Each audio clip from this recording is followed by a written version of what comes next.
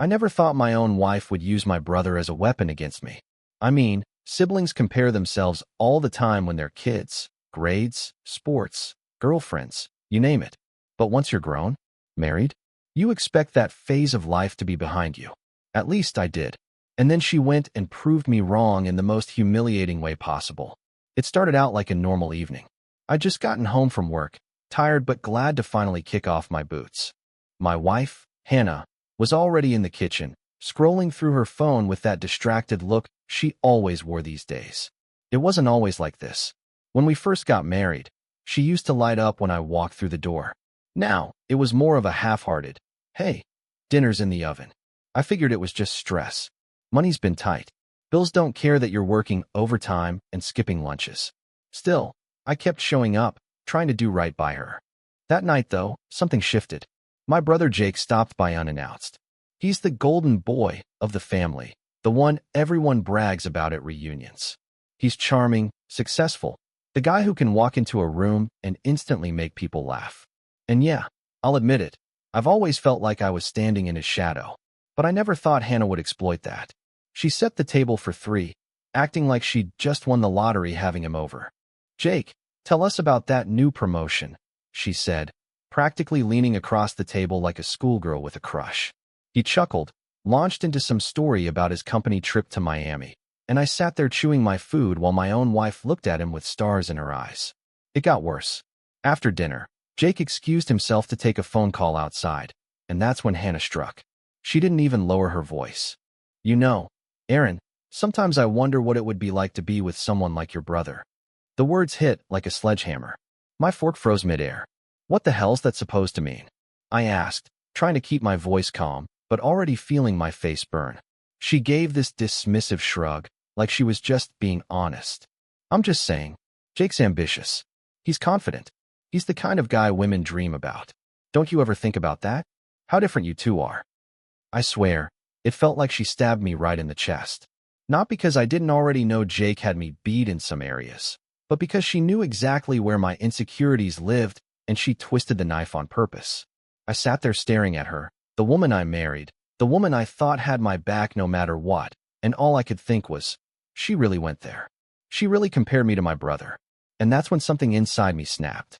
Because if Hannah thought humiliating me was going to make me grovel for her approval, she was dead wrong. That was the night everything changed. The night I decided I wasn't going to be the husband who bowed his head and let his wife disrespect him.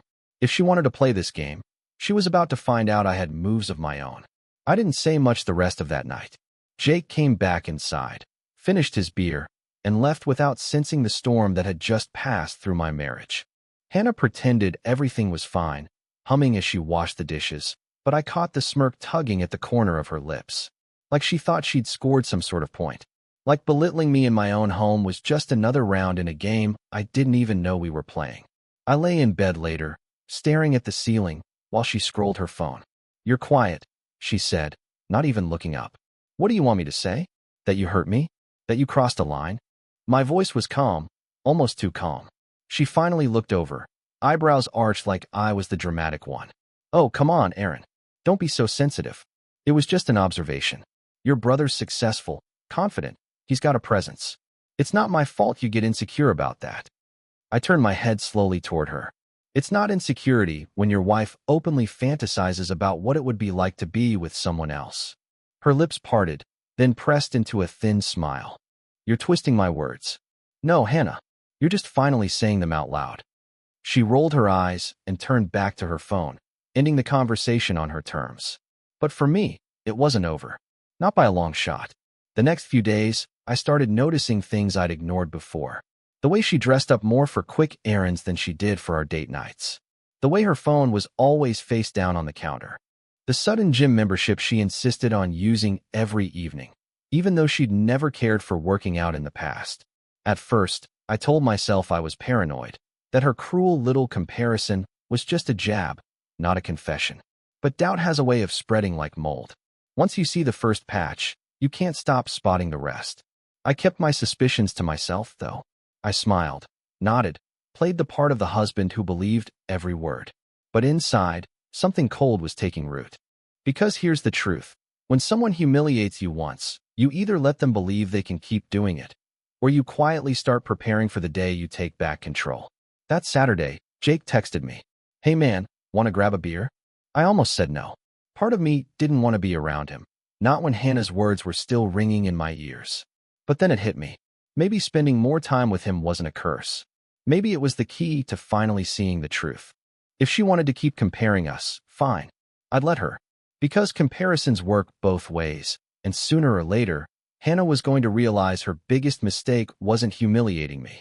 It was underestimating me. I told Jake I'd meet him at O'Malley's.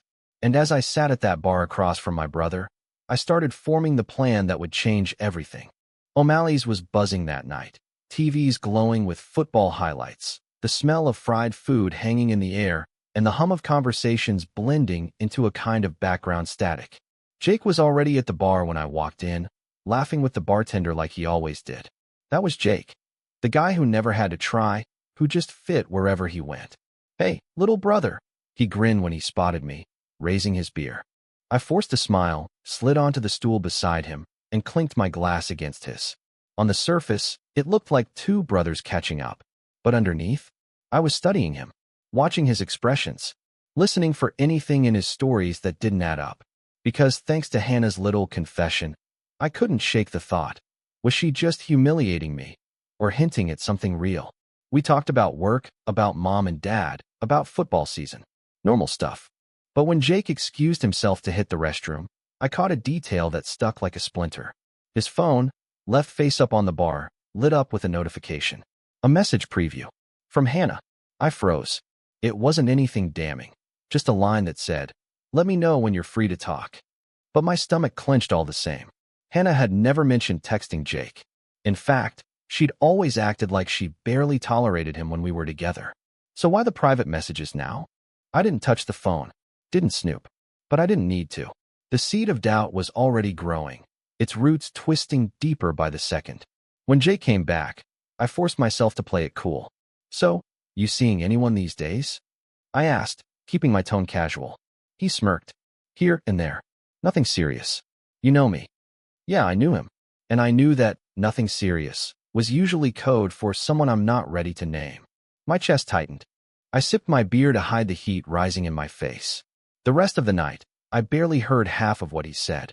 I was too busy running scenarios in my head. Maybe Hannah was just venting to him about me.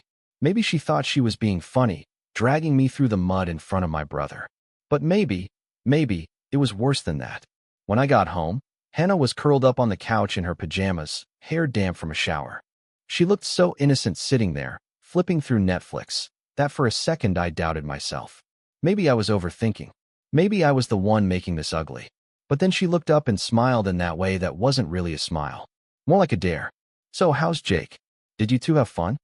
I studied her, searching for something in her eyes. "Yeah," I said slowly. "We had an interesting talk." Her smile faltered, just slightly, but enough for me to catch it. And that was when I knew. Whether it was just cruel words or something more, Hannah wasn't telling me the whole truth. And if she thought I was going to sit back and let her play me for a fool, she was about to find out how wrong she was. I barely slept that night.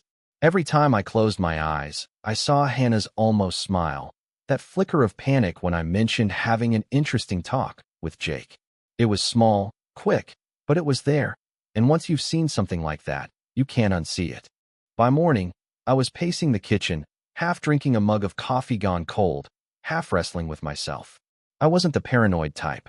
I'd always been the guy who gave people the benefit of the doubt, who trusted first and asked questions later. But now, my gut was screaming at me, and I'd learned a long time ago that ignoring your gut is the fastest way to end up blindsided. Hannah floated into the kitchen like nothing was wrong, hair pulled back, workout clothes on. "Heading to the gym," she said breezily, grabbing her keys. "The gym again. Always the gym. You've been going a lot lately," I said, careful to keep my tone light. She smirked. "What? Are you keeping tabs on me now?" "Just noticing. That's all." She kissed me on the cheek, cold, quick, nothing behind it, and left. The door shut, and the silence she left behind felt louder than anything. I sat there for a long time, staring at her untouched coffee cup. Then, almost without thinking, I pulled out my phone and checked our shared account. We'd never hidden our phone records from each other before. It wasn't something I even thought about, not until that morning. My thumb scrolled through the call logs, the text logs. And there it was. Jake's number. Over and over again. Not long conversations, but frequent. Small bursts, like two people who couldn't go more than a few hours without checking in. My chest went tight. I wanted to throw the phone across the room. I wanted to call her right then, demand answers, force her to look me in the eye, and explain why my wife was texting my brother like a teenager sneaking around with a crush. But I didn't, because blowing up now would give her time to spin, to twist, to lie.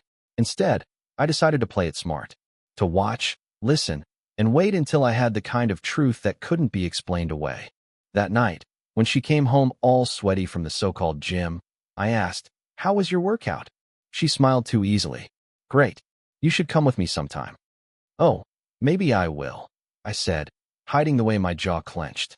She turned away too quickly, her shoulders stiff. And in that moment, I realized something chilling. She wasn't worried I was suspicious. She was worried I might actually follow her. I went to bed early that night, or at least I pretended to. But while Hannah showered, I set up a small notebook in my nightstand drawer, hidden under a stack of old receipts. I wasn't just her husband anymore. I was my own investigator. Because if she thought humiliating me with my brother was just a jab, a way to remind me of where I ranked, she was about to learn the truth. Every game has a breaking point. And she was walking me right toward mine. The next few days were torture. Every laugh Hannah gave me felt rehearsed, every kiss mechanical. She played the role of the loving wife just well enough to fool anyone else. But I'd stopped being anyone else. Once you notice the cracks, you can't stop seeing how deep they run. On Wednesday, I decided to test her. "Hey," I said casually while she poured herself coffee. "What if I tagged along to the gym tonight? Been meaning to get back in shape." The mug froze halfway to her lips. Just for a second, but I saw it. Her eyes flickered, her fingers tightened on the handle, and then she forced a smile. "That's sweet, Aaron, but you'd hate it.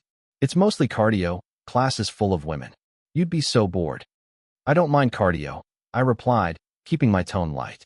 She set the mug down a little too hard. "Honestly, I'd rather have that time to myself. It's my me time, you know?" Her voice had that sharp edge, like I'd stepped somewhere I wasn't supposed to. I raised my hands, pretending to retreat. All right, just offering." But inside, I was done offering.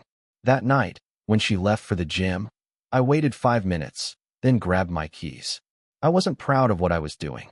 I hated myself for feeling like a stalker in my own marriage. But pride wasn't going to tell me the truth. Her car was easy enough to follow, not that she was trying to be discreet. She drove straight past the gym, didn't even slow down, and headed across town. My pulse pounded as I hung back 2 cars behind, headlights dimmed. After 10 minutes, she pulled into a quiet neighborhood I didn't recognize. I parked half a block away and watched as she got out. My stomach dropped. She wasn't wearing workout clothes. No sneakers, no leggings, no gym bag. Just jeans, a blouse, and her hair done the way she used to when we went on dates. She walked up to a house with a blue porch light and knocked. A moment later, the door opened. "Jake."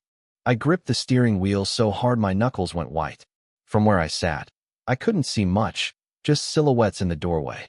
But I saw enough. She smiled at him in a way I hadn't seen in years, and he leaned against the doorframe like he'd been waiting for her all night. I couldn't breathe. They disappeared inside, and the door shut, leaving me staring at that blue porch light like it was the only thing holding me together. For 20 minutes, I sat there in the dark, a storm tearing through my chest. Part of me wanted to storm up, pound on the door, demand answers. But another part of me, the colder, sharper part, knew better. Confronting them now would give them an excuse, an out. Maybe she'd say it was just a talk. Maybe Jake would cover for her. No, I wasn't going to give them that. Instead, I pulled out my phone, snapped a photo of her car in his driveway, and another of the porch with its stupid blue light. Proof. Not enough to end the story, but enough to start writing the truth. When I got home that night, Hannah slipped into bed beside me like nothing had happened. She smelled faintly of cologne that wasn't mine. My stomach churned, but I forced myself to stay still, to breathe evenly. Because she thought she was playing me. What she didn't know was that I'd just stopped playing along. I woke up the next morning before Hannah, just lying there listening to her soft, even breathing. To anyone else, she looked peaceful. To me, She looked like a stranger. Her phone was charging on the nightstand, screen lighting up now and then with notifications. I didn't touch it. I didn't need to. I already knew enough to damn her. But I wasn't interested in enough. I wanted everything. So instead of rage, I played it cool. Made her breakfast. Kissed her goodbye like nothing had changed. She left the house smiling, thinking she was clever, thinking she'd fooled me. The thing about betrayal is it changes how you see the world. A week ago, I'd never have thought twice about her errands or her late nights. Now, every little movement felt like part of a bigger pattern. And if she thought I was blind, then good, because I was done reacting. I was going to document, record, build a case so airtight she couldn't wriggle out of it with tears or excuses. First step, Jake. I called him later that afternoon. Hey, man, you free to hang out this weekend? There was a pause on his end. Yeah, sure. Why? Just been a while. Figured we could catch the game, grab some wings. Like old times. Yeah, he said, his tone forced casual. Sounds good. He thought he was hiding it. He wasn't. That weekend, we sat side by side in his living room, the TV blaring, wings on the coffee table. And I studied him. The way he avoided eye contact. The way he checked his phone every few minutes, screen angled away from me. I knew damn well who he was waiting to hear from. At one point, he excused himself to grab another beer. His phone buzzed on the cushion beside me. I didn't pick it up. Didn't snoop. But the preview flashed for just a second before the screen went dark. Hannah, can't wait to see you again. Last night was amazing. My stomach dropped, but I kept my face blank when he came back. I even raised my beer in a mock toast. Because if he thought I was still the clueless little brother, let him. The higher they stacked their lies, the harder they'd fall when I knocked the whole tower over. Back home, I started keeping a file. Printed copies of the phone records. Photos of her car at his house. Notes with dates, times, patterns. It felt cold, methodical, like building a case in court. But that was the point. Hannah had compared me to Jake, thrown me under the bus to make herself feel powerful. Now I was going to show her just how dangerous it was to underestimate the man who actually knew how to finish what he started. That night, lying beside her again, I almost laughed at the irony. She thought I was blind. She thought she could juggle us both forever. But here's the truth she didn't know yet. She hadn't humiliated me. She'd motivated me. And when the time came, I wasn't just going to expose her betrayal. I was going to make sure she regretted the day she ever dared to compare me to my brother. By the time I'd filled 2 folders with proof, screenshots, phone logs, photos, I knew I was ready. Not emotionally. That part of me had died weeks ago. But strategically? Oh, I was prepared. Hannah and Jake thought they were playing some secret little game. What they didn't realize was that I'd been rewriting the rules. The opportunity came sooner than I expected. Sunday dinner at Mom's. Hannah suggested it herself, like she was desperate to remind the family of our happy marriage. Jake would be there, of course. He never missed Mom's pot roast. Perfect. That morning, I laid everything out on the kitchen table. The evidence in neat stacks, labeled and dated. My hands didn't shake. I wasn't second-guessing myself. If anything, I felt calmer than I had in months. Because when you've got the truth on your side, you don't need to shout. You just need to wait for the right stage. At Mom's, everything felt normal on the surface. Hannah chatted with my mother about recipes, laughing like she didn't have a care in the world. Jake cracked jokes, topping off everyone's wine glass. To anyone else, we looked like the perfect family. But under the table, my fists clenched so tight my knuckles ached. Halfway through dessert, I set my fork down. Actually, I brought something to share with the family tonight. Hannah blinked at me. Jake froze mid-laugh. Mom smiled, oblivious. Oh, what is it, sweetheart? I pulled the folder from my bag and slid it onto the table. The truth. The room went still. Hannah's face drained of color. Jake's smirk vanished. I flipped the folder open, pushing the first page toward the middle of the table. A photo of Hannah's car parked in Jake's driveway, time-stamped. Then the phone records, line after line of late-night texts. Then the message preview I'd captured by pure luck. Last night was amazing. Mom gasped, hand flying to her mouth. Jake swore under his breath. Hannah stammered. Aaron, you don't understand. Oh, I understand perfectly. I cut in, my voice low, steady. You thought humiliating me with comparisons would break me. You thought sneaking around with my brother would stay hidden. But you forgot something important, Hannah. I leaned forward, meeting her wide, panicked eyes. I don't break. I build. And what I've built is a record of every single lie you two told. Jake slammed his hand on the table, standing up. This isn't the place, Aaron. I smiled coldly. No, Jake. This is exactly the place. Because if you're bold enough to sneak around with my wife, you should be bold enough to face your family while I lay it all out. Mom whispered, Jake, tell me it isn't true. He opened his mouth, closed it, and looked at Hannah. She looked back at him like a drowning woman reaching for a lifeline. But neither of them said a word. The silence was all the confirmation anyone needed. I gathered the papers back into the folder, stood, and looked directly at Hannah. You compared me to my brother to humiliate me. But you forgot. He's not half the man I am. And tonight, everyone sees that clearly. Then I turned and walked out, leaving the wreckage behind me. Walking out of Mom's house that night, folder under my arm, I felt lighter than I had in months. Behind me, I could still hear Mom's muffled sobs, Jake's raised voice trying to spin excuses, and Hannah's desperate pleas for someone, anyone, to believe her version of the story. But no one followed me out the door. That told me everything. For the first time, the shame wasn't mine to carry. It was theirs. The days after were chaos for them. Hannah blew up my phone with calls, voicemails, texts that swung between begging and threatening. We can fix this. You're ruining both our lives. Don't you dare tell anyone else. Jake tried the silent treatment at first, but then came the angry messages. You didn't have to do it like that. Mom's never going to look at me the same. We're brothers, for God's sake. Yeah, brothers. Funny how quickly that word turned hollow once he crossed the line. I ignored them both. Instead, I focused on what came next. A lawyer. Papers. A clean break. Hannah tried to stall, tried to drag things out, but I'd come armed with more than suspicion. I had proof. The kind of proof that doesn't just end a marriage, but tilts the scales in court. And she knew it. But here's where the twist came. She thought exposure was the worst of it. She thought me telling Mom, gathering proof, filing for divorce, that was the big punishment. But I didn't stop there. I sent copies of the file to Jake's boss. Why? Because buried in those phone logs and messages were timestamps that didn't lie. Nights when Jake was supposed to be covering shifts at the firm but was busy spotting my wife instead.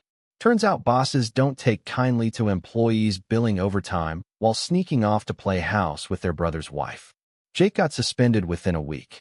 By the time Hannah moved out of our place, he'd already lost the promotion he'd been bragging about for months. And Hannah? She didn't just lose me. She lost the reputation she clung to like armor. Because families talk. Friends talk. And once the truth got out, once people realized she'd compared me to Jake, only to crawl into his bed behind my back, she wasn't the admired, ambitious woman she tried to play at being.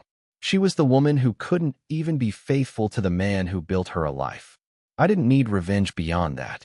Their choices burned their own lives down. All I had to do was hand them the matches. 1 month later, I was standing in my own apartment, a small place with mismatched furniture and boxes still stacked in corners. It wasn't much, but it was mine. Peaceful, quiet, honest. And here's the real kicker. The thought that made me laugh sometimes when the anger threatened to creep back in. Hannah compared me to Jake to humiliate me. She thought it would cut me down, make me smaller. But in the end, that comparison destroyed her. Because when the truth came out, everyone finally saw the difference between me and my brother. He was the mistake she chased. I was the man who walked away stronger. And that, more than any folder of proof, more than any public exposure, is what made it her biggest mistake.